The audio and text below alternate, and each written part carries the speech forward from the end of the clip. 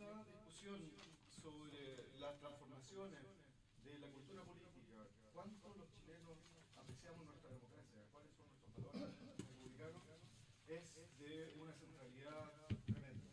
Para esto nos acompaña hoy día Marta Lagos, que va a presentar una encuesta longitudinal, bastante tiempo ya, sobre los valores de los chilenos respecto a la democracia, su opinión sobre la gestión militar, etcétera. Una opinión que Chile, una reflexión la cual Chile 21 acoge y quiere desarrollar contenido. Marta, muchas gracias. Claudia, muchas gracias. Patricio, Carlos de la casa, que nos van a introducir a esta discusión. Adelante, bienvenido. Bueno, gracias, Daniel. Chile bajo la sombra de Pinochet, es el título de este estudio. Yo quiero partir agradeciendo la confianza de Marta Lagos para venir a presentar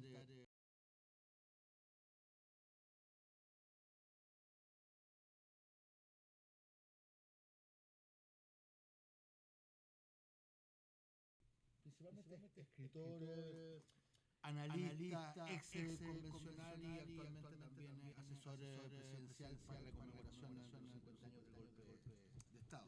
Y a Claudia Geis, también cientista política, ex presidenta de la Asociación Chilena de Cientistas Políticos, está hoy día también a cargo de una tarea importante, que es asegurar el mecanismo de participación del proceso, de segunda etapa del proceso constituyente.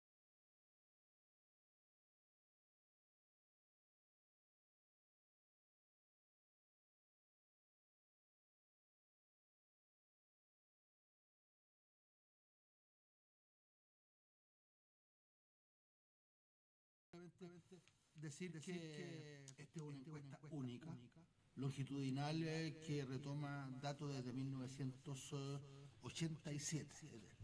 Es decir, tiene un registro pero muy amplio y muy interesante, insisto, tiene un carácter único.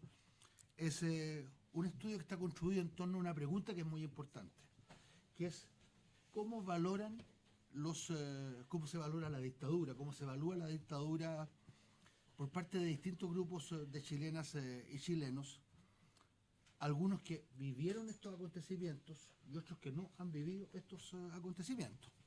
Creo que el estudio aporta antecedentes muy importantes para entender cómo opera esto de la memoria histórica, que va a ser un tema que está hoy día ya muy en el centro de las preocupaciones de nuestro país a 50 años del golpe de Estado. Destacar un dato: 2/3 de los chilenos que actualmente votan no votaron en el plebiscito del 5 de octubre, que es como un gran parteaguas de la sociedad chilena entre los que estuvieron por el sí, los que estuvieron por el no. 2/3 de los chilenos simplemente no fueron parte de ese momento. Me parece también muy importante el dato que aporta Marta, en el sentido de que 1/3 de los chilenos simplemente no habían nacido para el 5 de octubre y tampoco eran adultos el año 2006, que es una fecha de corte también importante del estudio, que es el año de la muerte del general Pinochet. Hay una brecha bien importante en la percepción respecto de la dictadura entre quienes la vivieron y quienes no la vivieron, y eso lo va a explicar con más detalle Marta. Y yo destacaría dos cosas adicionales: el carácter cambiante del significado de la dictadura. No da lo mismo, o sea, no es una constante, va cambiando también según las circunstancias. Y eso a mí me lleva a esta muy primera conclusión de que de lo que estamos hablando aquí, y sin adelantar la conclusión del estudio propiamente, pero una consecuencia que yo saco es que de lo que estamos hablando aquí no es solamente de historia, estamos hablando de elementos que ayudan a explicar lo que hoy día está pasando en el país. Quizás sin más ahí con este preámbulo, agradeciéndole nuevamente la confianza a Marta, a Claudia y a Patricio. Yo le doy la palabra a Marta para que haga la presentación, digamos, en unos 15, 20 minutos, y después tengamos unos comentarios de unos 15 minutos por parte de Claudia y de Patricio. Y si hay un poquito de tiempo, tratamos de hacer una segunda vuelta cortita al final. Marta. Bueno, muchas gracias a Carlos y a Chile 21, que nos acoge para hacer esta presentación, que, a ver, quizás empezando por el final, explica mejor que cualquier otra información que se haya puesto sobre la mesa en el último tiempo, explica lo que pasó el 7 de mayo. La opinión pública no es lo que producen las encuestas. Aquí generalmente se habla en el imaginario colectivo, ¿no es cierto? Dice, la opinión pública dice, no. La opinión pública es lo que la gente piensa. Otra cosa es que nosotros los encuestadores recojamos lo que la gente piensa. Por lo tanto, estos datos que están aquí son opinión pública porque los hemos recogido. Curiosamente, nadie más los ha recogido. Si ustedes miran la serie del CEP, por ejemplo, no existe la opinión pública sobre Pinochet. ¿Ah? Entonces, ojo con qué es opinión pública. Entonces, aquí hemos recogido la opinión pública desde el año 87, en que se hizo la primera encuesta nacional en Chile, que la hicimos nosotros en noviembre del año 87, y durante todo el año 88 hasta el plebiscito, y después posteriormente durante la transición. Este es el único dato con longitudinal que parte en dictadura. Esa es la gracia que tiene. Parte en dictadura y continúa a través de la transición. Ahora, se trata de encuestas nacionales, cara a cara, de 1000 casos, ¿no es cierto?, con un margen de error a la antigua, ¿ya? A la antigua, probabilística, etcétera, donde se puede calcular el margen de error de verdad. No como las de hoy, que son de panel, ¿no es cierto? Bueno, y esto se hizo entre el 25 de enero y el 26 de febrero, el momento peor del tema de seguridad, ¿ya? Eso hay que tenerlo muy bien en cuenta porque ese fue el momento, ¿no es cierto?, en que la oposición estaba tirándole bombas atómicas al gobierno para poner el tema de la seguridad en la agenda. Entonces tenemos la imagen de la dictadura a los 50 años del golpe. Empiezo de nuevo por el final, ¿no es cierto? Aquí tenemos al único dictador de Occidente de la historia contemporánea que 50 años después de haber dado un golpe de Estado tiene 1/3 de la población a su favor. Repito, tenemos el único dictador de Occidente, ¿ya?, de la historia contemporánea que a los 50 años de haber dado el golpe de Estado todavía tiene 1/3 de la población a su favor. Él sacó 44% el 5 de octubre del 88 y hoy día tiene un 36% de la población a su favor. Entonces ha perdido nada más que 8 puntos. Uno puede mirarlo de esa manera, ¿no es cierto? O sea, hoy día asistimos a la división de la opinión pública o del electorado a esa misma división del año 88. Y ojo, que estamos haciendo política sin saberlo. Yo creo que eso es un tema grave, ¿ya? Ahora, ¿cuánta gente conoce el golpe de Estado? El 58% dice que lo conoce mucho y algo. ¿Y quiénes son los que lo conocen? Los que tienen más educación, los que son de la clase alta, los hombres más que las mujeres. Esto por el tema de que las mujeres tienen menor nivel de educación aún en Chile que los hombres. Ahora, si miramos las 3 generaciones, la que revisaba, la que decía Carlos, ¿ya? Tenemos la generación de los que vivió la dictadura, ¿no es cierto?, que hoy día tiene más de 53 años. Esas personas alcanzaron a votar el 5 de octubre. Después tenemos la segunda generación, que es la generación entre el 2006 y el año 88, que son los que vivieron la transición con Pinochet vivo. El año 2006 muere Pinochet. Y la tercera es la generación que gobierna, que tiene menos de 35 años. Entonces, estas 3 generaciones reaccionan de manera distinta a lo largo del tiempo frente al golpe, a Pinochet y a su dictadura. Ahora, este es un tema muy importante, que el 63% de la gente dice que tiene conocimiento de la dictadura. De nuevo, 53% de la educación básica y 79% educación superior. Aquí hay una brecha educacional muy fuerte en el conocimiento de la dictadura que le hace mal a Chile, porque uno no puede dejar de olvidar algo que no conoce. Entonces, y tenemos, ¿no es cierto?, que este conocimiento, ¿no es cierto?, tiene también esta brecha generacional, de que los más jóvenes que no vivieron la dictadura, que nacieron después, solamente la mitad de ellos tiene conocimiento. Entonces, estamos haciendo una falla en el sistema educativo, porque esto no es la batalla de Maipú, tampoco es, digamos, nadie en Chile deja de saber que el 18 de septiembre es el día del celebramos la independencia. Bueno, la dictadura debería ser como el 18 de septiembre. Nosotros deberíamos saber, el 100% de los chilenos deberían saber. No podemos dejar de olvidar algo que no sabemos.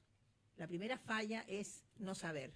Y tenemos un contingente muy alto de 1/3 de la población que no sabe. Ahora, ¿cuál es el significado del 11 de septiembre? El 42% en el día de hoy dice que esta cosa tiene puntero, ¿no? Ahí. El 42% dice que destruyó la democracia y un 36% liberó el marxismo. Pero fíjense ustedes en la línea roja, que es una línea que tiene altos y bajos. En agosto del 2006, cuando Pinochet muere, tenemos que el 19% decía que había liberado el marxismo y el 68% había, digamos, destruido la democracia. Eso es lo que uno cree que podría existir en un país como Chile. Y sin embargo, hoy día nos encontramos con un 42 y un 36. Entonces, esto es la opinión pública. Es necesario medir la opinión pública para saber cómo se toman las decisiones políticas. El voto del Partido Republicano está aquí. El voto de la derecha del 7 de mayo está aquí. No es producto de la patada a la política como muchos interpretan. Aquí hay un movimiento valórico en los votantes chilenos que nos hace pensar, ¿no es cierto?, que esto no es una cosa que va a pasar para la próxima elección. Y si miramos por generación, ¿no es cierto?, nos encontramos con que hay un contingente importante, el 29% de los jóvenes que no vivieron y que no nacieron, sino que después piensa que se liberó a Chile del marxismo. Pero si no saben, entonces, ¿cómo van a opinar? Ahora, el significado del 11 de septiembre, aquí tienen ustedes el detalle concreto, y lo que tenemos, por supuesto, es la división, el clivaje, digamos, el clivaje que nos domina, y que nos domina en este tema, y que está mal que domine en este tema, que es el clivaje político, ¿no es cierto?, donde el 84% de la izquierda dice que se destruyó la democracia, y el 18% de la derecha dice que se destruyó la democracia. O sea, tenemos una derecha que no reconoce que en el golpe de Estado se destruyó la democracia, de manera mayoritaria. Yo creo que esos son hechos esenciales para interpretar lo que ha pasado, no solo en las últimas 2 elecciones, sino que lo que nos ha pasado históricamente. ¿Por qué estamos donde estamos? ¿Cómo es posible que nosotros, si me preguntan a mí cuál es la falla más grande de la democracia en este momento, desde el año 90 hasta hoy día, yo diría haber sido incapaces de invalidar la dictadura. Nosotros hemos validado la dictadura. No hemos puesto el límite de lo tolerable, de lo que se puede aceptar en una sociedad y de lo que es una democracia versus lo que no se puede aceptar. Y hoy día hay una barrera blanda, una barrera no finita entre esos dos conceptos, ¿no? Que afecta, por supuesto, la vida diaria de la política. Ahora, los militares tenían razón en dar el golpe de Estado. Fíjense ustedes que aquí pasa lo mismo, ¿no es cierto? Tenemos, ese es el zoom de lo que acabo de decir desde el año 2003 hasta el año 23. Ahora, la justificación del golpe. Teníamos un 36% de los jóvenes dicen que nunca hay razón, que son los que menos saben, a un 44% de las 2 generaciones que lo vivieron. Es poco, nunca hay razón. Y tenían razón, tiene 1/3 del país. Tenían razón justificar el golpe. Entonces, no nos esperemos una convención constitucional para hacer la nueva constitución que no tenga esa expresión. El Partido Republicano hoy día no inventó su extremismo, lo está interpretando a partir del voto y a partir de las personas que cambiaron sus valores o que lo cambian a medida que cambian los acontecimientos, que es lo que vamos a ver a continuación. Porque si uno mira la opinión sobre el régimen del general Pinochet, ve que esta cosa fluctúa entre 40% mínimo en septiembre del año 2013 a un 62% máximo por ahí por el año 2003, ¿no es cierto? Entonces, y hoy día está en 47. En 47 dice que fue algo bueno y algo malo, una opinión blanda. una opinión brutalmente blanda sobre Pinochet. Entonces, ¿qué hemos hecho nosotros como sociedad para validar a Pinochet? De tal manera que casi la mitad del país diga que hizo algo bueno y algo malo. Eso es un problema. Cuando dicen, bueno, ¿qué es lo que tiene que hacer la izquierda hoy día? Bueno, la izquierda tiene que poner claro sobre la mesa qué es válido y qué es lo que no es válido. Y eso se ha hecho pésimo. Y tenemos un 25% que dice que fue solo malo. O sea, 1 de cada 4 chilenos dice que la dictadura fue mala. Es muy bajo eso. Por favor, muéstrenme el dictador en Occidente que tiene esa opinión. No, al contrario. Si uno mira a Mugabe o, no sé, Gaddafi, cualquiera de los dictadores, hoy día el 80% de esos pueblos dicen que, digamos, hizo algo malo, ¿no? Pero no, nosotros 75% no decimos que hizo algo malo. Y aquí tenemos la opinión por generación, donde hay un 51% de los que votaron el 5 de octubre del 88, ¿no es cierto? 51% que dicen que fue en parte bueno y en parte malo. Es decir, hay gente que a lo mejor votó no, que hoy día está diciendo que hizo algo bueno. ¿Y de quién es la culpa? Bueno, de nosotros que hemos aplanado la diferencia. Ahora, esto es muy interesante. Esta pregunta abierta, principal responsable del golpe de Estado, Augusto Pinochet, 24% solamente, ¿ya? Lo que es congruente con los datos anteriores, 14% Salvador Allende, y los militares no fueron habidos. Los militares no tuvieron ningún papel en el golpe, de acuerdo a la opinión de los chilenos. Por eso que los militares tienen tan alto nivel de confianza. Ellos no son actores en esta historia, ¿ya? O sea, ¿cuál es el contenido que nosotros le estamos dando en el colegio, en la historia, en los escritos, en nuestro discurso, en la agenda, a la dictadura? De tal manera que la población de Chile no sabe cuál es el rol que jugaron los militares en el golpe de Estado. Aquí está el histórico. Ahora, se discute demasiado si acaso el golpe militar es o no relevante para el Chile de hoy. ¿No es cierto? Una pregunta central. Bueno, ¿y qué hacemos con toda esta información? Bueno, tenemos que el 58% de la gente dice que sí es relevante, ¿no?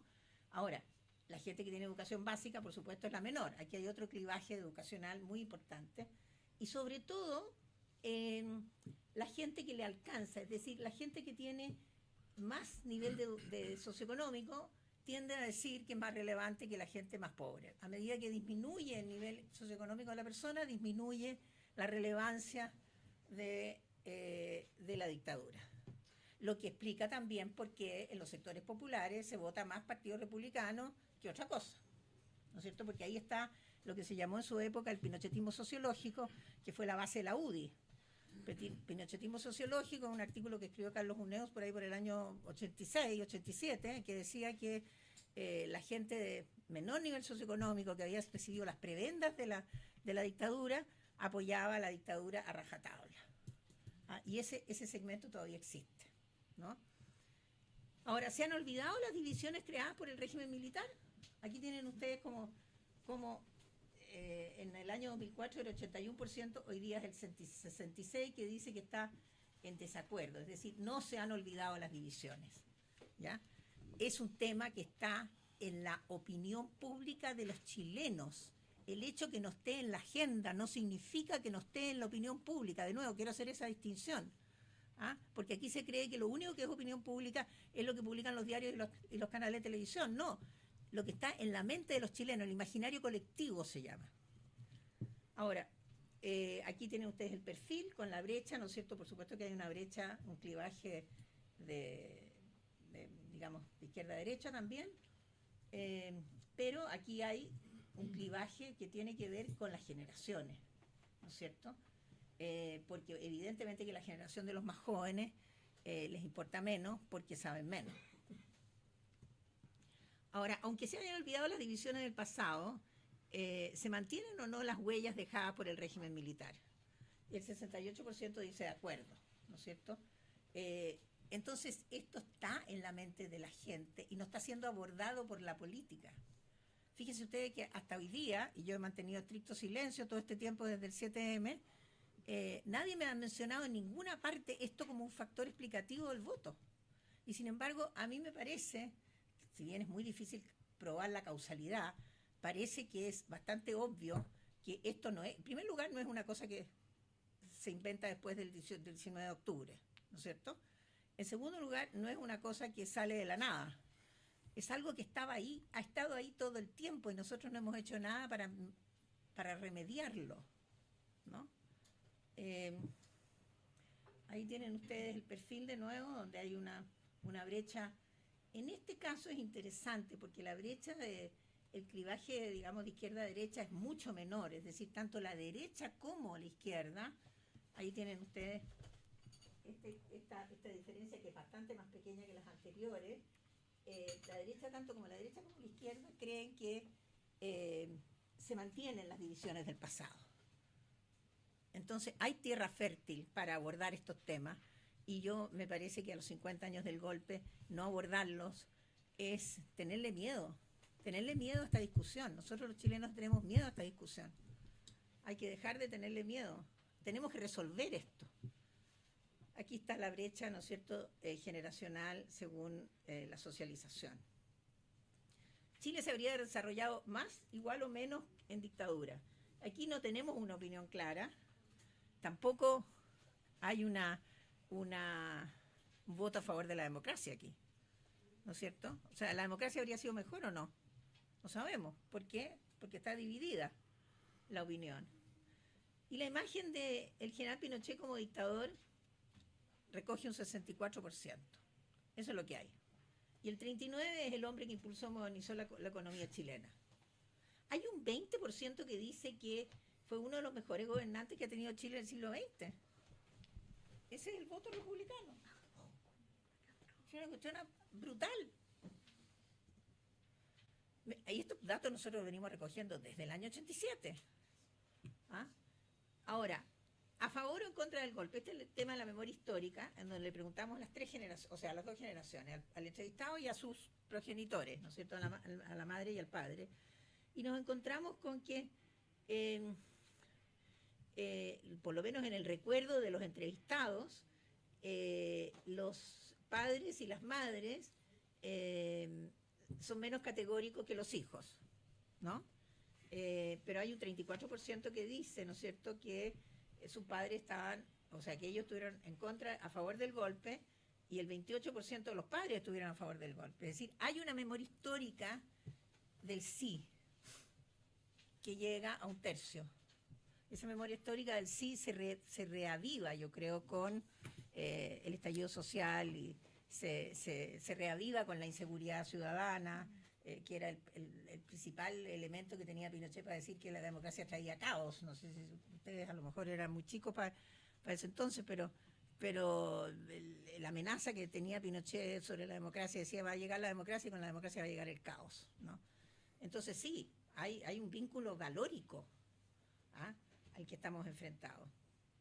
Y si miramos aquí la edad de socialización, fíjense ustedes que esto es muy importante, porque se habla tanto, ¿no es cierto?, que el centro desapareció el 7M.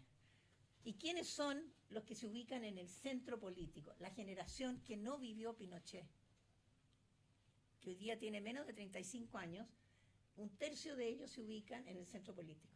Mientras que a medida que aumenta el conocimiento de Pinochet, disminuye la cantidad de personas que se ubican en el centro político.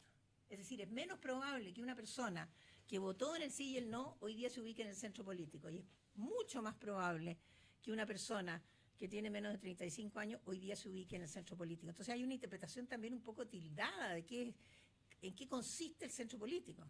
Ahí se entiende claramente que no hay un interpretador, un partido, un conglomerado que apele a ese centro político. Porque los conglomerados que están apelando al centro político pertenecen a la generación anterior. No hay ningún partido de centro con dirigentes de 35 años, para ponerlo, digamos, en blanco y negro. Yo diría que esos son los datos principales y yo diría que las conclusiones centrales de este estudio es, primero, existe una opinión pública sobre el régimen, el golpe y la figura de Augusto Pinochet en el imaginario colectivo, que está viva y que está latente, para hacer, digamos, para sacarla a la luz pública. En segundo lugar, estos datos explican en qué consiste la regresión conservadora que hemos vivido, que no es una cosa pasajera. En tercer lugar, también muestran los datos que aquí hay una volatilidad de la opinión de Pinochet, donde hay una opinión cuando muere, otra opinión cuando lo detienen, otra opinión cuando hay un estallido social. Es decir, la figura de Pinochet está, nosotros, los chilenos, estamos a la sombra de Pinochet. Y esta se activa, se agranda, se achica según los acontecimientos. Eso es un motivo de esperanza. Pero lo que sí queda claro es que en estos 33 años no hemos abordado la problemática y desde luego estos datos son un llamado a que solucionemos esta ecuación y podamos poner las barreras de qué es lo que es aceptable y no aceptable, y no tener un país que un tercio de la población hoy día aplaude no solo la dictadura, sino que también a su actor principal, Augusto Pinochet Ugarte. Gracias. Gracias. Sí. No fui yo. No fui yo, primero no fui yo. El otro fue de allá. Sí. Solo para que no me echen la culpa a mí. La mejor defensa No hay que llorar sobre el agua derramada. No hay que. No. Gracias. Son los cables. Ya. Son los cables, sí. Sí. Es una combinación pinochetista. Gracias, gracias Marta. Yo creo que son datos realmente muy importantes y también, digamos, muy inquietantes, que son un buen desafío desde el punto de vista de la ciencia política. Yo le daría la palabra a Claudia para que haga una reflexión desde la ciencia política respecto de estos datos, y luego Patricio va a tener el desafío de también tomarlo en consideración para los efectos de la tarea en la cual está asesorando al presidente de la República en esto de la conmemoración de los 50 años del golpe de Estado. Claudia, digamos entre unos 15 minutos. Gracias. No sé si lo tengo más difícil yo en organizar audiencias públicas para el nuevo proceso constitucional o Patricio en organizar la conmemoración de los 50 años en el actual contexto.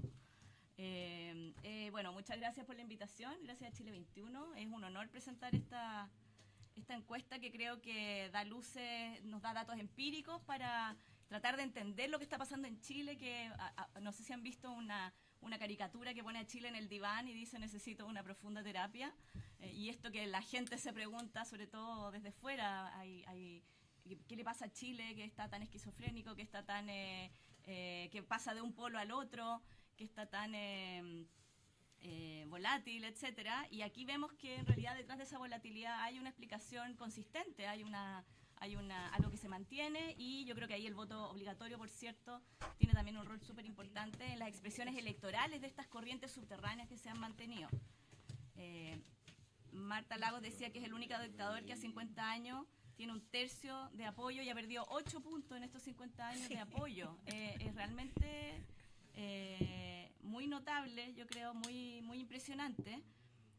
Respecto de lo que nos dice sobre la sociedad chilena, claro que uno podría hacer una lectura larga sobre el autoritarismo en la sociedad chilena, que ha venido de la mano con la estabilidad institucional. Eso se ha estudiado bastante, sobre todo desde la historia, cómo nosotros tuvimos una temprana institucionalización de la República, comparado, por ejemplo, con Argentina, que tenía guerra civil en el siglo XIX. Nosotros tuvimos elecciones periódicas, no sé, desde el principio de la Constitución de 33, por ejemplo, pero todas esas elecciones eran en estado de excepción. O sea, han convivido en Chile una sensación de una especie de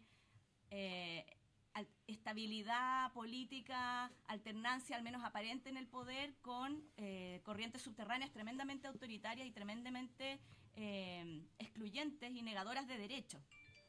A mí me impresionó mucho la parte inicial que se presentó de los datos, cómo se habla de las 3 generaciones, estas 3 generaciones que son más o menos un tercio cada una, 5 millones que alcanzaron a votar el 5 de octubre, sobre 53 años, 5 millones que están que tuvieron el derecho a voto entre el 90 y el 2006 y la muerte de Pinochet, y otros 5 millones que nacieron después del 88.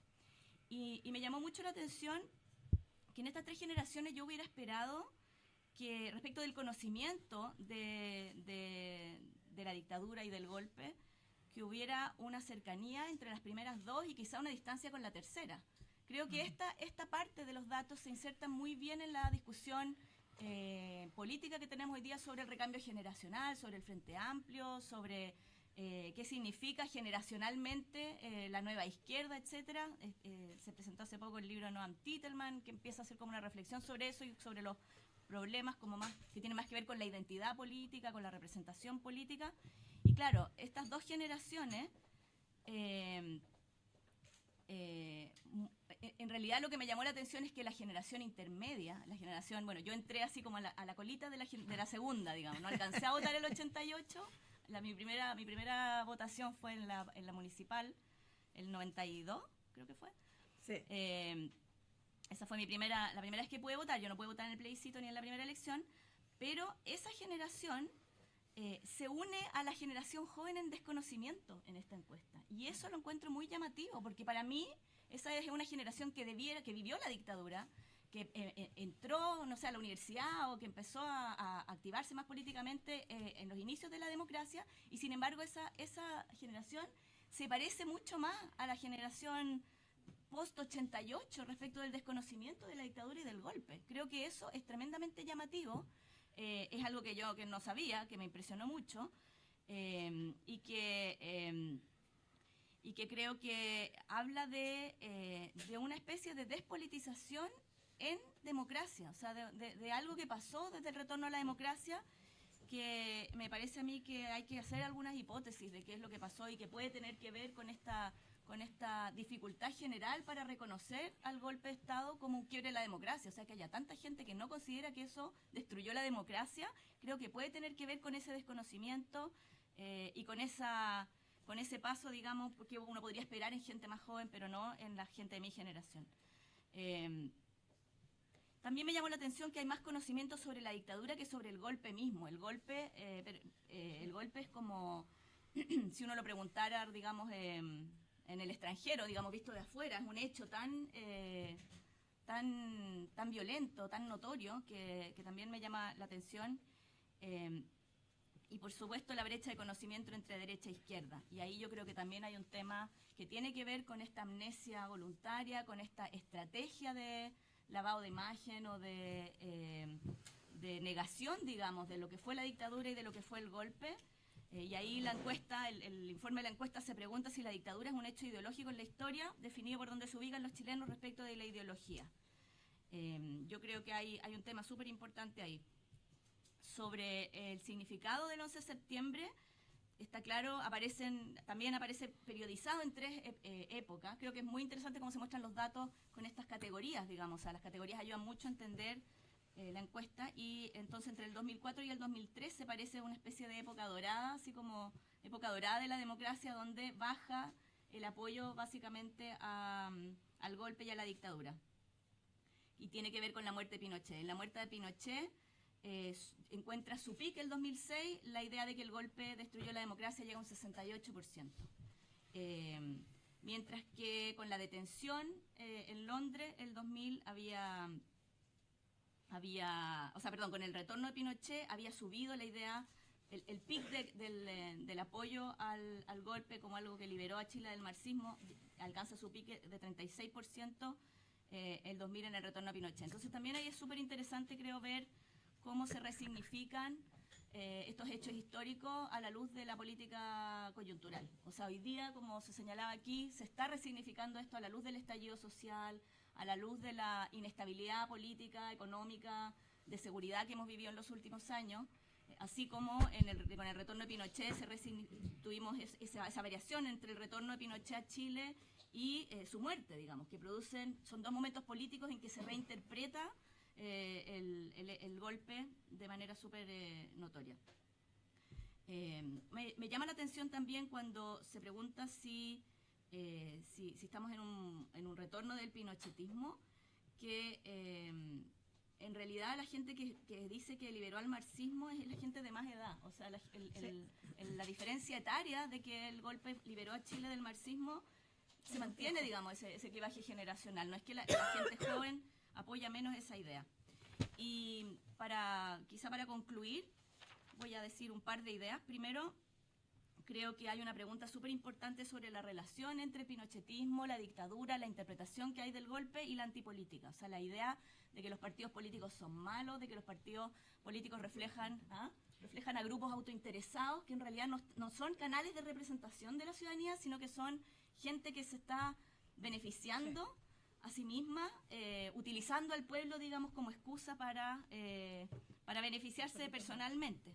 Y entonces esta división, yo creo que el clivaje, digamos, de esta evaluación que se hace de la dictadura tiene que ver con esta división que vemos hoy día a nivel global entre élites y ciudadanía, con este espacio fértil al populismo, con un discurso antipolítico y con la dificultad para generar proyectos políticos constructivos, con ese voto negativo, con ese voto rechazo. Hoy día el voto rechazo, el voto negativo, el voto que se vayan todos, se identifica más con el pinochetismo que con la democracia, que es la que ha estado tratando de construir alternativas.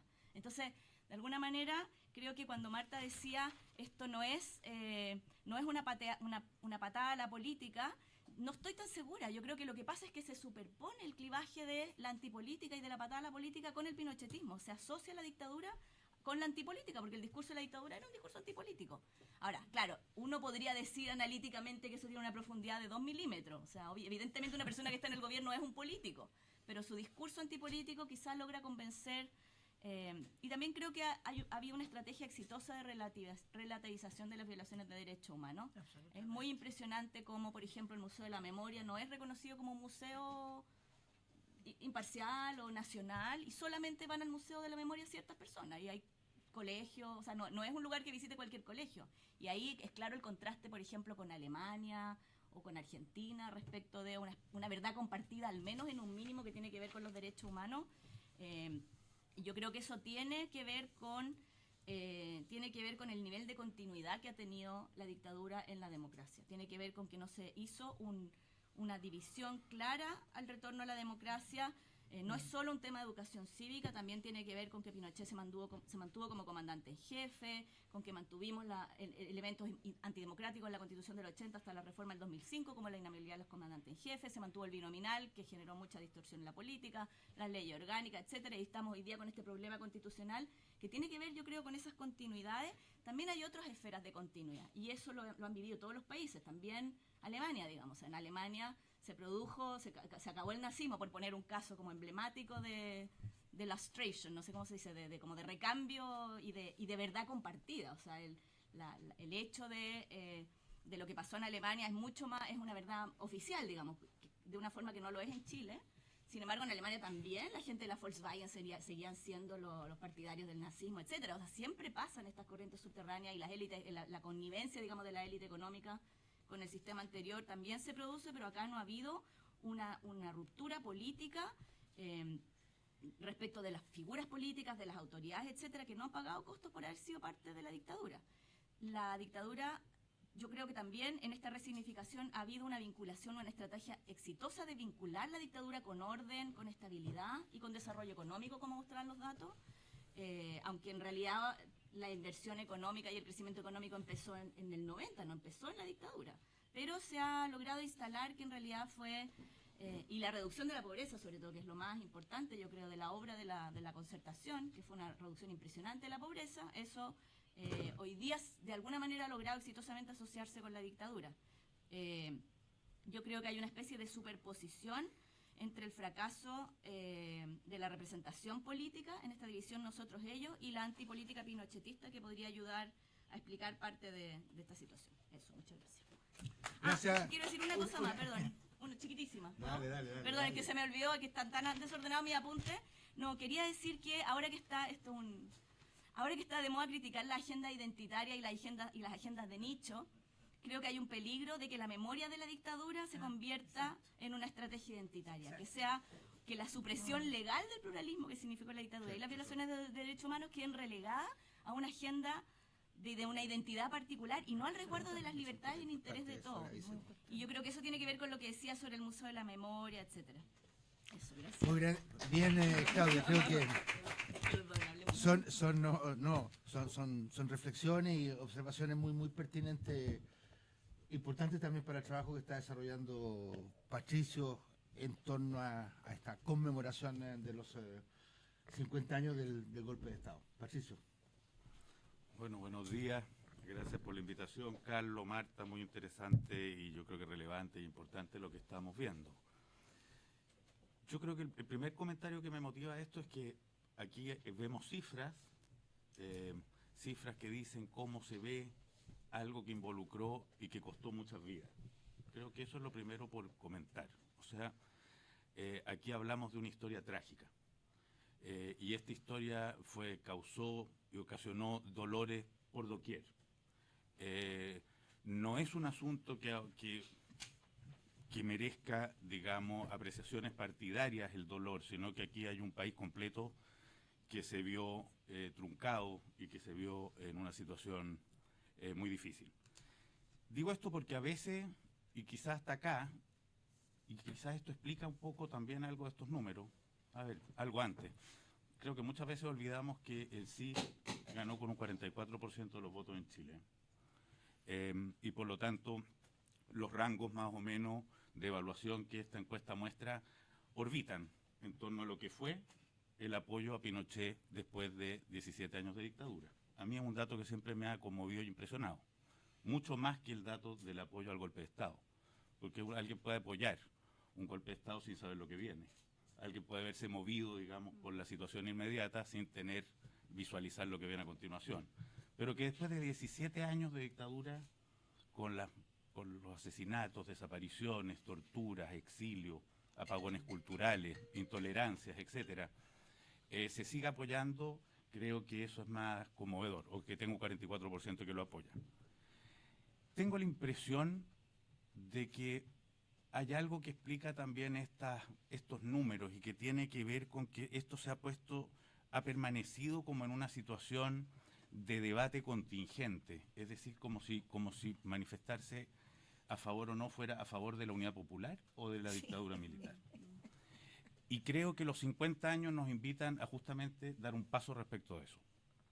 Esto no es estar a favor de la unidad popular o la dictadura militar, sino en qué consiste el acuerdo comunitario hacia futuro que dice esto no.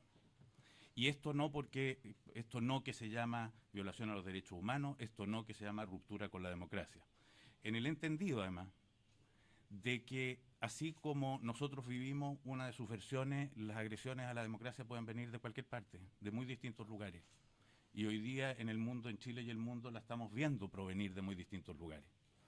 Y el compromiso entonces con la democracia trasciende sectores políticos.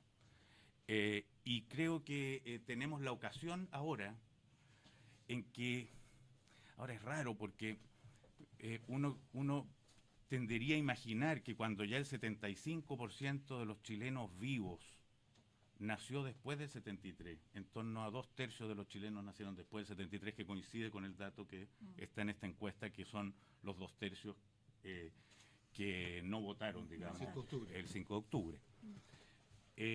Cuando uno tendería a pensar que esto empieza a tomar las perspectivas de la historia, o sea, ya no hacer una pelea inmediata, el Pinochet, Unidad Popular, esa polaridad, digamos, vuelve a renacer, al parecer, vuelve a tomar una fuerza la figura de Pinochet. Las explicaciones de eso creo que las podemos desarrollar latamente. Yo suscribo algo de lo que dice Marta, pero creo que tiene hartos más ingredientes. Creo que la memoria no está en el pasado, la memoria está en el presente.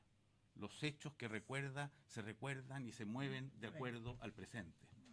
Y ese es un dato que es importante considerarlo, porque eso es lo que explica cómo incluso hoy día, más lejos de los eventos que estamos hablando, parece tener un aumento en la valoración el autoritarismo. Creo que a 50 años del golpe de Estado, aquí hay un gran motivo de invitación a los liderazgos políticos, a las dirigencias, también en el sentido de generar ese compromiso con la democracia, no apuntándose con los dedos, sino que más bien diciendo en qué estamos de acuerdo que vamos a proteger. ¿Qué es eso que nos va a unir, más allá de todas nuestras diferencias, de aquí al futuro? ¿Qué es eso en lo que vamos a generar un pacto, un acuerdo, en donde ya no consiste solamente la historia quedará abierta por los siglos de los siglos de los siglos, las razones de por qué sucedió algo quedarán abiertas hasta el infinito. Siguen saliendo todos los años libros sobre la Revolución Francesa, se sigue discutiendo, digamos, en qué consistió o no la Guerra de Troya. Difícilmente vamos a dar por terminado qué es lo que ocasionó el quiebre de la democracia en Chile, esa discusión es muy interesante que se dé. Es una discusión que es viva. Si alguien cree que el miedo que lo movía justifica o no un golpe de Estado, en fin, puede ser. Pero parece que hay algunos duros hechos que podemos consensuar de que es inconveniente, para usar una palabra muy suave, que acontezcan. Dígase matar al adversario, dígase torturar al que piensa distinto, dígase no permitirle que viva en su país a ese que está en contra de lo que uno opina. Y hoy día que gobierna además una generación, dicho sea de paso, nacida el año 88, hace un dato bien extraordinario. Sí. La generación del Frente Amplio nace el año 88. El presidente es el miembro mayor de esa generación, razón por la que fue además el candidato único de ese conglomerado. No, fue el único que pudo ser candidato.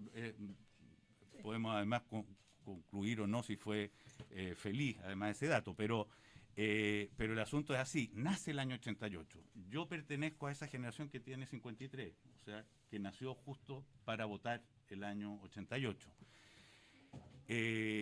Van habiendo acá caudales históricos. ¿Cómo hacemos entonces ahora para que en el paso siguiente, en lo que se nos viene, esa importancia de la memoria sea a su vez un compromiso de futuro? ¿Cómo vamos a hacer ahora, ya no solo para reconectarnos con la historia, que es algo fundamental, que la dictadura pretendió de alguna manera impedir? O sea, decir como que la historia empezaba de nuevo. Y de pronto había que hilvanar esa historia hacia atrás y decir, no empezó de nuevo. Aquí hay todo un trayecto del que venimos. ¿Cómo ahora hilvanar esto hacia adelante? ¿Cómo preguntarnos qué hemos aprendido? ¿Cómo hacer esa pregunta al interior de las discusiones de todas las casas? ¿Cómo entender que la democracia la tenemos que defender cuando se rompe, o por lo menos ojalá comprometernos a defenderla cuando se interrumpe, pero además tomar conciencia de que es algo que se cuida todos los días?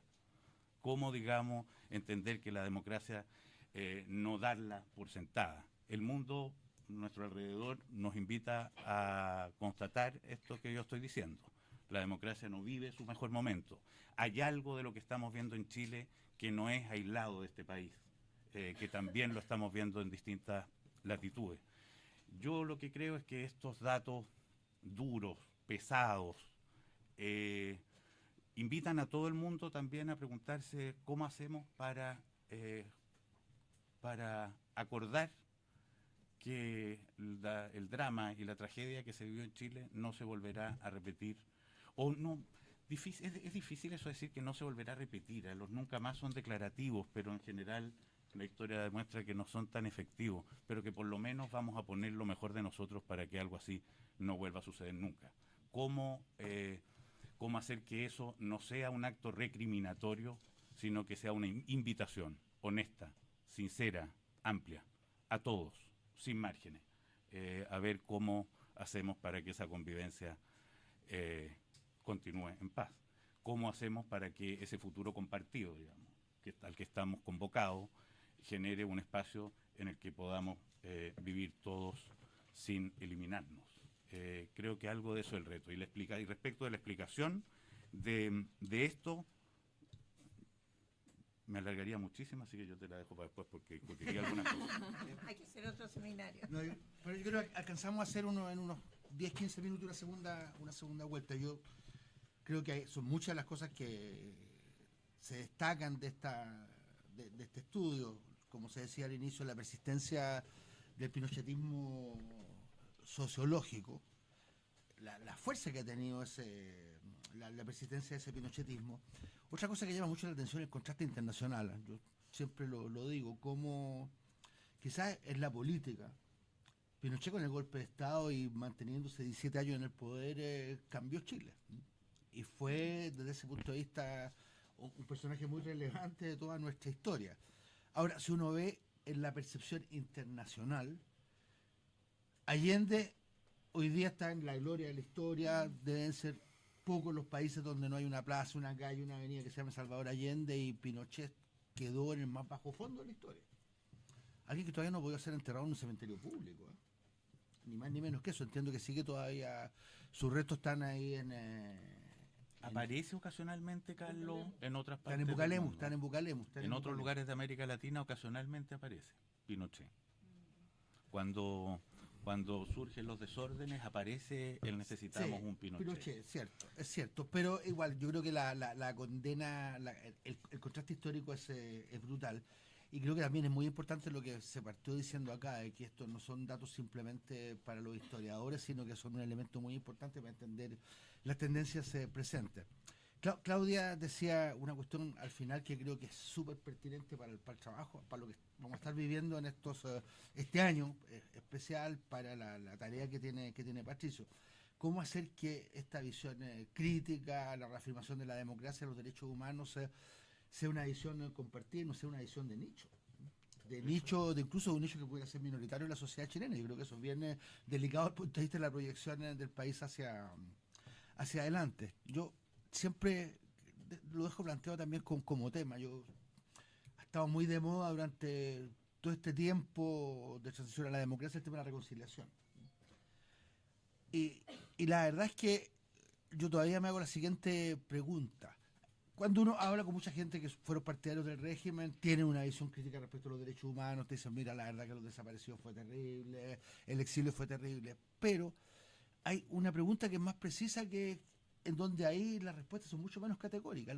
La pregunta es la siguiente: si ustedes estuviesen confrontados las mismas circunstancias que existían en el 73, ¿volverían a apoyar lo que hicieron? Y ahí la verdad es que la pregunta ahí no tiene una respuesta categórica, y muchos van a decir, la verdad es que si se volvieran a crear se volvieran a enfrentar las mismas condiciones, a reproducir las mismas condiciones, volveríamos más o menos a actuar de la misma manera. Yo creo que eso hace muy difícil la reconciliación. Quizás para dar una pequeña vuelta respecto de cómo hacer, qué hacer con estos datos respecto de lo que está planteado como conmemoración de los 50 años, quizás una ronda ahí corta de unos 3-4 minutos para terminar, y no sé si hay alguna pregunta, también alguna pregunta de las amigas y amigos que han venido a acompañarnos en esta presentación. Marcia. Muchas gracias, Carlos. Bueno, sumamente interesante. Muchas gracias, Claudia y Patricio. Yo creo que hay mucho tema para discutir. Que a lo mejor lo resumiría, bueno, yo viví intensamente el 88, pertenezco a la generación de los más viejos,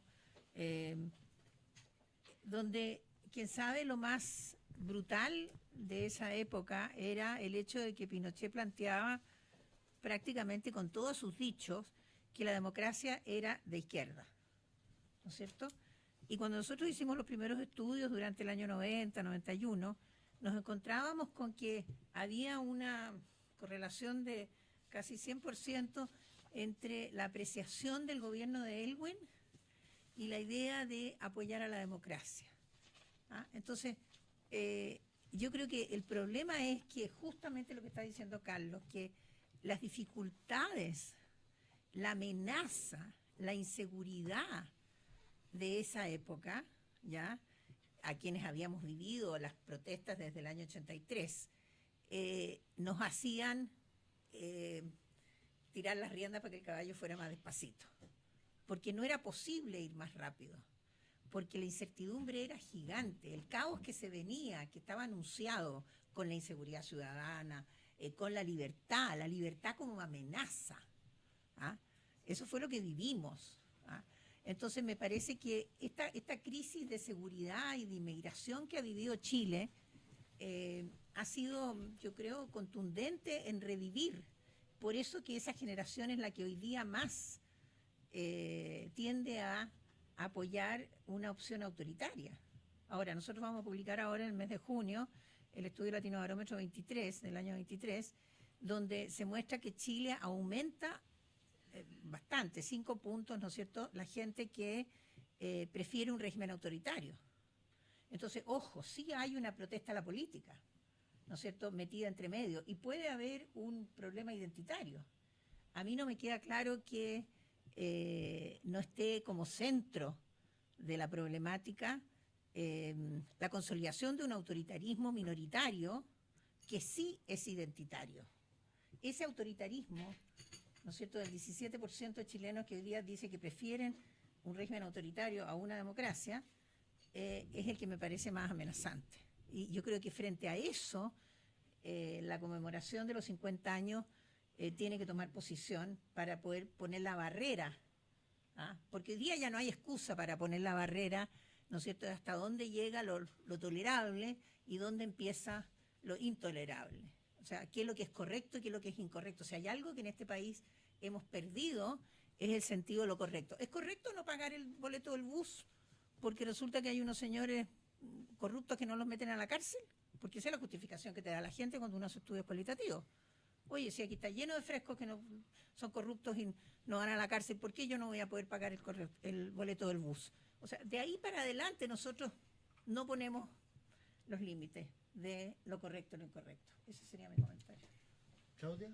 Sí, yo creo que es importante en el tema como de las identidades de nicho y de este como atrincheramiento en identidades que tienen que ver, aquí estamos hablando de identidades no étnicas, de género ni de diversidad, sino identidades políticas realmente. Ideológicas, claro. Ideológicas, pero que son también culturales, o sea, son mucho más que la adhesión a un partido. Yo creo que está detrás de eso la dificultad que hemos tenido para procesar, para reconocer y procesar el conflicto en la sociedad chilena.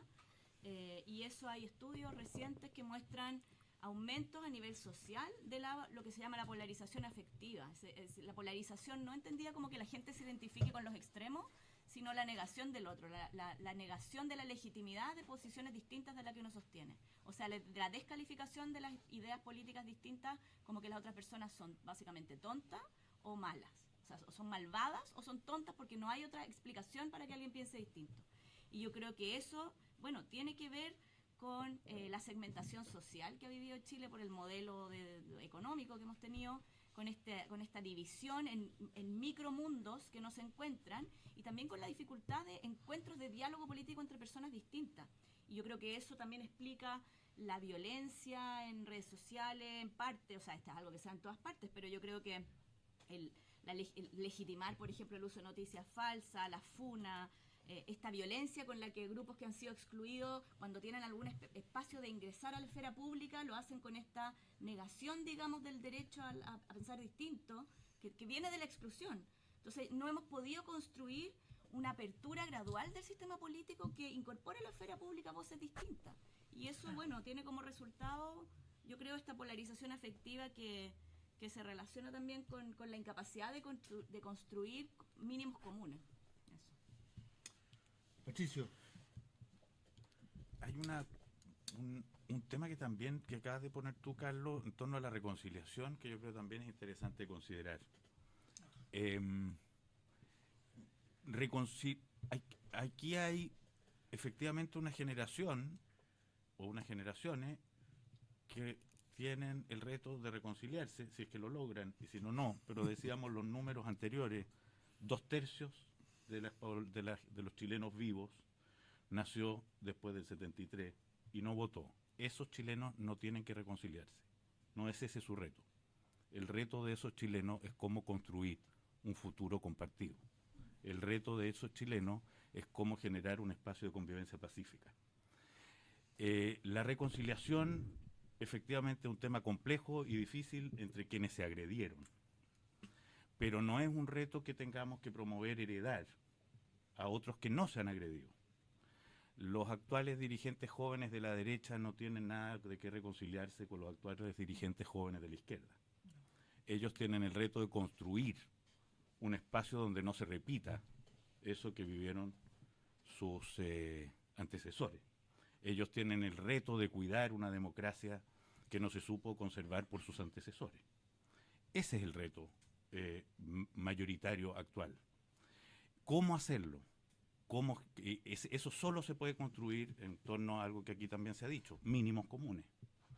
mínimos que son acuerdos en los que unos se reconocen además a los otros, que los peligros en contra de esos mínimos no son propiedad de unos, sino que son un peligro que puede cualquiera detonar.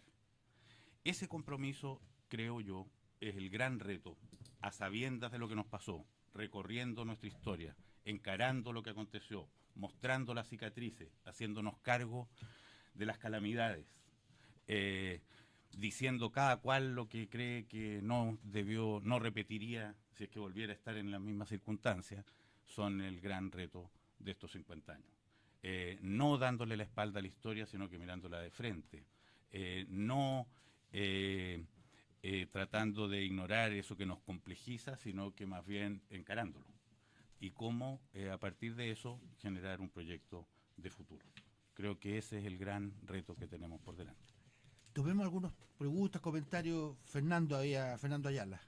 Cortito, solamente, aparte de felicitar a los expositores, hacer un comentario respecto a que yo pienso por lo menos que no se ha desmantelado en Chile el poder militar.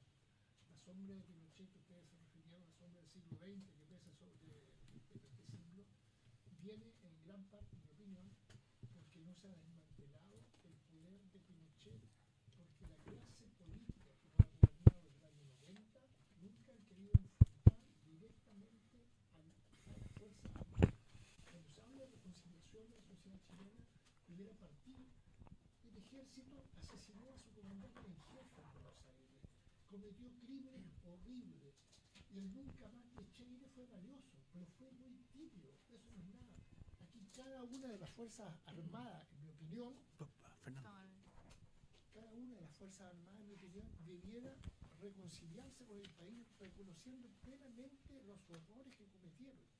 Y eso no sucede. Si ustedes se preguntan hoy día qué generales actuales ha visitado el Museo de la Memoria, se va a llevar la sorpresa, porque casi no hay. ¿Cuándo la escuela militar ha hecho una visita al Museo de la Memoria? ¿Cuándo la escuela naval o la escuela de carabineros, que debe ser parte oficial de los programas de reconciliación de verdad profundo de nuestro país? Eso no ha ocurrido. Pero la responsabilidad no es de los militares. Los militares dicen, nosotros obedecemos. Son los civiles los que no han tomado la iniciativa de desmantelar ese poder. Lo comentábamos con Marta antes de iniciar este foro. El primer veto lo puso el general Pinochet cuando vetó a Carlos Uneo como subsecretario de Defensa. Y punto, y se acabó. Y hoy día el comandante en jefe del ejército acaba de mandar una carta a la ministra de Defensa diciendo que no le parece aceptable que el regimiento Chacabuco se convierta en un lugar de memoria histórica. O sea, ¿hasta cuándo los vetos del poder? En una sociedad democrática es el poder civil el que determina la política de defensa. Eso ocurre en Chile de manera muy parcial. Lo podemos ver, podríamos hablar de las pensiones de los militares, o de los gastos en defensa, o de las hipótesis de guerra, etcétera, etcétera, etcétera. Ese es mi comentario. Gracias, Fernando. Muy pertinente las observaciones. Otro. Álvaro. Gracias. Oye, a propósito del paralelo que hace Claudia con el caso alemán, yo creo que esto que plantea acá Marta, yo creo que refleja una derrota cultural muy fuerte. Exacto. Y se produce porque, usando el mismo término, respecto a la dictadura, no hubo derrota. La dictadura no fue derrotada, perdió una elección, nada más. Y no hubo derrota, como lo ocurrió con Alemania, por eso que hago esa referencia. Y no hubo otra cosa, no hubo vergüenza. En Alemania duró durante 70 años la vergüenza. Hoy día ya tenemos un partido de derecha que justifica al nazismo, porque ya pasó la vergüenza. O sea, ya no vamos a ver a un canciller alemán yendo a un lugar de memoria a disculparse, ¿no es cierto? Ya no lo vamos a ver, porque ya en Alemania también se está perdiendo esa vergüenza. Pero nosotros nunca logramos instalar la derrota como un valor, la derrota de la dictadura, ni la vergüenza de haber sido parte de esa dictadura. Por eso yo no soy optimista respecto a lo que plantea Patricio. Creo que es muy difícil, porque, y cierro con esto, todos tenemos en nuestra red familiar y social, gente de derecha. Mm. Y ustedes les preguntan, así en la sincera, y efectivamente harían lo mismo otra vez. Me llegó el micrófono, así que voy a aprovechar de comentar para complementar tu comentario. Tú eres... Francisca Infante, que me dedico a temas de formación ciudadana en la universidad y en la escuela. Entonces, complementar esto con una nota de optimismo. Primero, que esta encuesta es sumamente coherente con los estudios de formación ciudadana que se hacen a nivel longitudinal y que Chile es un país ahí que muestra también cómo los estudiantes de cuarto medio también apoyarían una dictadura. Pero también los estudios de formación ciudadana en la escuela muestran que cuando los niños de octavo básico, de cuarto medio, son expuestos a una formación ciudadana, cívica, de convivencia y relacionamiento por el bien común, respondemos muy bien. Y lo que sucede es que, a pesar de que sabemos eso, en la formación ciudadana no necesariamente cambian las metodologías o las formas de enseñar, lo que ahí muestra una división también generacional, en que es más fácil cambiar la conducta de los escolares que de los profesores o formadores de esta formación ciudadana. Entonces me quedo con el llamado de optimismo de que estos datos nos muestran una realidad y que tenemos una oportunidad, y hoy día las ciencias sociales sobre todo y la educación nos muestran alternativas y formas eficaces de formar para el bien común. Y esa forma de formación para el bien común es una responsabilidad política, como decías tú, es hacer de la política ya no solo algo partidario, sino que una forma de convivencia cotidiana. Entonces también una tremenda llamada para Chile 21, centro del pensamiento progresista, de posicionar estos temas y posicionarlos en la política y en la forma en cómo nos relacionamos. Y incluirlo también en la formación de los niños, niñas, adolescentes, universitarios. Y con esto cierro. La reforma de la educación superior del 2018 nos da una tremenda oportunidad que hace de la formación ciudadana obligatoria en las universidades. O sea, hay puertas de entrada, hay oportunidades, y el tema es discutir cómo las tomamos, cómo nos ponemos de acuerdo. Eso. Aquí. ¿Tú eres? Juan Espinosa de Radio ADN. También un poco en línea con lo que se comentaba recién. A mí en el colegio me enseñaron que hay una ignorancia vencible y una ignorancia invencible, y donde la clave es el conocimiento. Cuando hay un sector de la ciudadanía que es la que no tiene que reconciliarse con nadie, pero es la que va a tomar las decisiones en un tiempo más, ¿cómo se enfrenta entonces el acceso al conocimiento cuando hay, en muchos casos, docentes que prefieren hacerle el quite a contar las dos partes de la historia, en el colegio a mandar a leer a Salazar y a Villalobos, por ejemplo, para que el mismo estudiante tenga la capacidad de entender las dos partes de la historia, pero también con el factor de las redes sociales hoy día. Cuando hay más gente que prefiere informarse a través de redes sociales, es cosa de meterse a Twitter y ver las tendencias del día.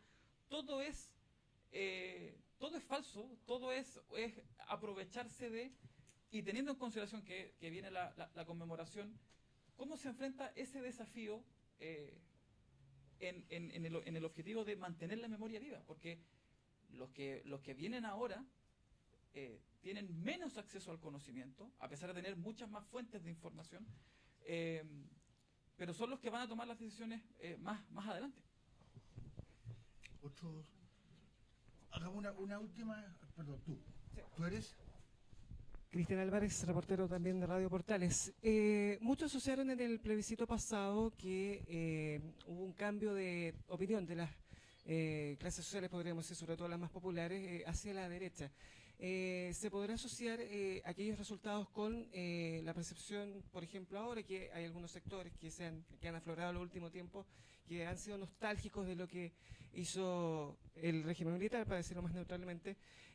¿Ustedes ven también alguna especie de, no sé si de nostalgia, pero por lo menos de recuerdo de que todo tiempo pasado fue mejor? O sea, que si en la dictadura hubo más seguridad, ¿por qué ahora no se proyecta y por qué ahora se apoya ese régimen? ¿Cómo ven también ustedes esa asociación aquí? Eso. Tomamos un par de minutos cada uno y cerramos. No, yo solamente quería comentar este tema cultural que me parece central, ¿no es cierto? Porque nosotros publicamos un libro con varios colegas que se llama Growing Up Democratic, es decir, creciendo en democracia. Y pudimos comprobar empíricamente que en ningún país de América Latina que haya sufrido una dictadura y después una recuperación de la democracia, las generaciones más jóvenes son más democráticas por el hecho de haber nacido y vivido en democracia. Entonces, ojo, esto no sucede sin acción política interventora, directa. Esto no es una evolución. Aquí no hay evolución. ¿Por qué? Porque nuestras democracias son demasiado imperfectas. Ahora, si miramos África o miramos Asia, en este mismo libro, ¿no es cierto? Sí, ahí se produce una socialización en democracia que produce demócratas. Entonces nosotros no hemos sido capaces de producir suficientes demócratas en aquellos que no vivieron la dictadura y que no tienen que reconciliarse. Es decir, hay una memoria histórica que es un peso pesado que se traspasa a esa generación, ¿no es cierto?, como autoritarismo. Y eso sí es un motivo de acción política. Entonces, me parece que es importante tomar los datos, digamos, como están. Ningún país de América Latina, esto no es un problema chileno, ¿no es cierto? El autoritarismo persiste por sí mismo porque la democracia es una democracia semisoberana, que se consolida imperfectamente, donde, bueno, tener todos los problemas que sabemos que tiene y que por lo tanto no es un motivo, ¿no es cierto?, para ir produciendo más demócratas. Es decir, la propia, que es lo que pasó en Portugal, en España y en Grecia, ¿no es cierto? Las democracias europeas, cuando recuperan la democracia después de su dictadura, renacen sobre la base del funcionamiento, claro. Otra cosa pertenece a la Unión Europea, ¿no? Esa discusión. Sí, claro, por supuesto, son otras circunstancias, pero renacen en democracia. Entonces, ojo con eso, porque el tema cultural es un tema de la memoria histórica y la inercia de la memoria histórica. Claudia. Sí, bueno, el tema de la formación ciudadana yo creo que es clave, un poco lo que apuntaba Francisca y también el periodista de ADN. Yo creo que es un tema clave, pero también es un tema complejo, porque por un lado, en particular en Chile, la derecha ha tendido a ver como programas públicos que vayan a la construcción democrática como programas de adoctrinamiento izquierdista. En Estados Unidos me acuerdo que había gente de derecha que decía que Plaza Sésamo era una organización de adoctrinamiento izquierdista porque mostraba valores comunitarios, etcétera. Entonces es complejo. Por otro lado, hay una visión conservadora de la formación ciudadana que la entiende como enseñar el valor de la obediencia, del sometimiento y de la subordinación. Y yo recuerdo, en particular a partir del estallido social, personas escandalizadas que decían esto nos pasa por no tener formación ciudadana y entonces la gente sale a romper y a no sé qué, porque no entienden el valor de que las reglas tienen que respetarse. Pero esas cosas yo creo que esas dos visiones hacen muy compleja la construcción de mínimos comunes que tienen que venir desde abajo. O sea, no se saca nada a una sociedad donde la gente vive a diario la exclusión, ir al colegio a tratar de enseñarle que esta es la forma en la que tiene que funcionar las cosas bien porque es bueno para ellos, ¿no? Como trágate el aceite de ricino porque te va a hacer bien. O sea, la gente, yo creo que la única forma de que la formación ciudadana sea efectiva es también con una política que sea inclusiva, que sea... Que le permita relacionar, por ejemplo, en el caso de la formación escolar, o sea, pensando en las etapas más tempranas, a los estudiantes que hay una relación entre, por ejemplo, cómo se maneja el colegio, o cómo se viven las relaciones familiares y el respeto a las reglas del juego, porque las personas que viven sometidas a autoritarismo y a violación de sus derechos, etcétera, difícilmente pueden... Entonces yo creo que hay que tener cuidado con pensar que es simplemente un tema de educación cívica y que con eso se resuelve todo. O sea, la educación cívica tiene que venir de la mano de la construcción de un concepto de comunidad política, de destino común, de que estamos todos embarcados en lo mismo y que tenemos algunos elementos que nos conviene a todos proteger. Porque si no es insincero, digamos, es como el intento de imponer desde arriba eso. Patricio. Yo creo, como aquí lo decías tú, Álvaro, no se trata de optimismo, se trata de reto. No es que vaya a suceder, no es que uno se sienta a esperar que acontezca ese acuerdo básico de esa comunidad política, como decía Claudia. Esa construcción de la comunidad política es una tarea y creo que es una tarea, también una tarea cultural.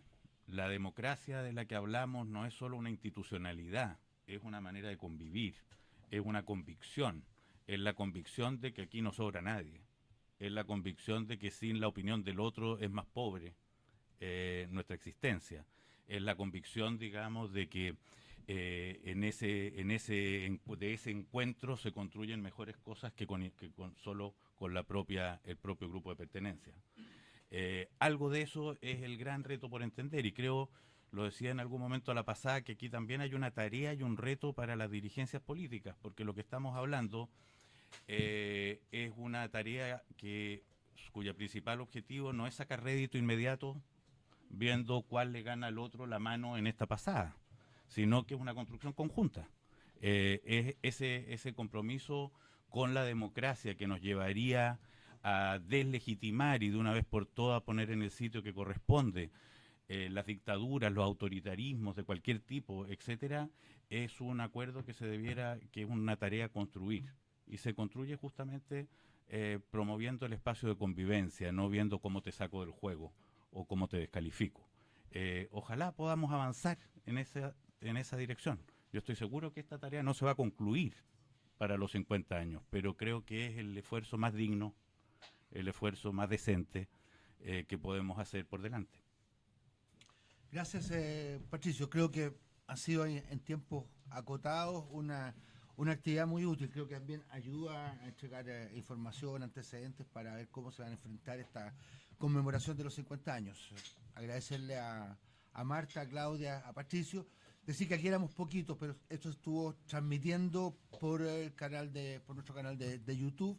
Va a quedar también colgada en el sitio de Chile 21 para todas las personas que quieran poder acceder a este debate. Así que realmente muchas gracias, y también a los medios que vinieron a cubrir esta reflexión. Muchas gracias.